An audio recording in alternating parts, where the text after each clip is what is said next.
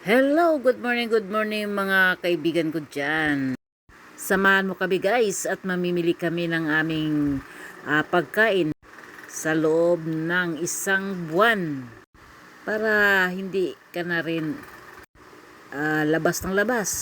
Kaya mamili na tayo ng madami.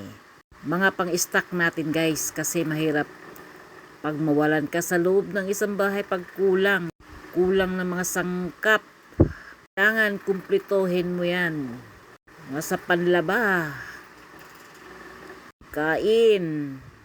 Ayan, namimili na nga ang aking anakis. Siyang mamimili dyan guys. Naman yan, kung anong gustong kakainin yan, sige. Pag gusto niyang kakainin na rin namin guys. Ayan. Talaga yan mamimili kasi meron niyang hindi niya gusto kainin. Namimili ng pagkain kaya bahala siya mangunguha ng kanyang grocery niya. Anong gusto niya, sige. Ayan. At kukuha na rin kami guys ng mga kape. Ang hirap pag walang iniinom ko sa umaga. Kailangan kasi natin sa umaga ang mainit na kape. Hindi lang kape, marami pa dyan. Basta mainit, malagyan lang ng mainit ang tiyan mo sa umaga. Pwede rin pagkagising mo, magtubig ka agad ng isang baso.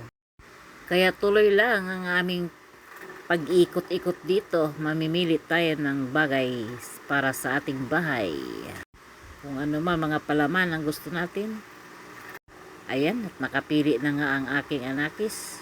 Gusto niya ang peanut butter na ganyan. Masarap-sarap niyan guys. Crunchy yan siya guys. Masarap sa tinapay. Sinusundan ko nga itong anak ko na napakabilis maglakad. Ayan no. Ayan, dampot lang dampot at ilagay dyan sa aming cart. Na malapit na rin mapuno yan. At patuloy pa rin kami sa paghahanap ng iba pa naming mabibili. Dahil hindi nga kami naglilista.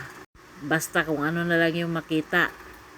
Bahala na, yun na lang kukunin. Kuha na rin kami ng mga biskwit dyan. Dampot ka lang kung anong gusto mong kainin. Gusto pasok sa panlasa mo, kaya pili lang. Ayan. At kumuha na rin ako sa akin, yung masarap sa akin. At patuloy pa rin kami sa pag-iikot-ikot para makabili na rin ng mga ano-ano dyan mapipili natin. At ito, pumunta na nga kami sa mga karne. Ayan. Bibili nga kami ng mga karne dyan kung ano mapipili ng anak ko. Sabi ko, manok na lang. Gusto naman niya baboy. Kaya binili namin yung baboy, manok, at may baka pa dyan. Para may pang laga-laga tayo. Ayan o. Napakamahal guys ang mga karne. Grabe.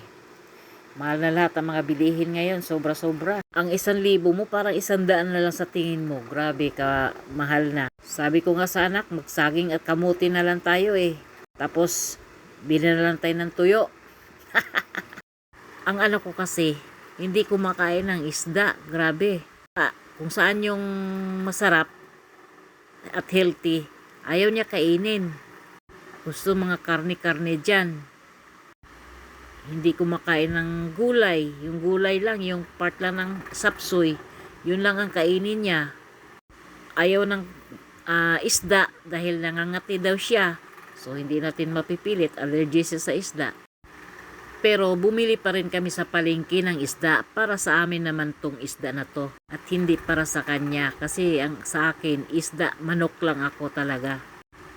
Walang karne-karne dyan. Di na ako nagkakarne. At mga gulay na lang. Kamuti, yan binibili ko at saka saging. At saka laswang gulay na lang. Mga steam lang ang kinakain ko para mas masarap siya. Sa kanya, bahala na siya kasi okay pa naman siya, bata pa eh. Kaya guys, malapit na mapuno ang aming basket. So, don't forget to subscribe my channel guys.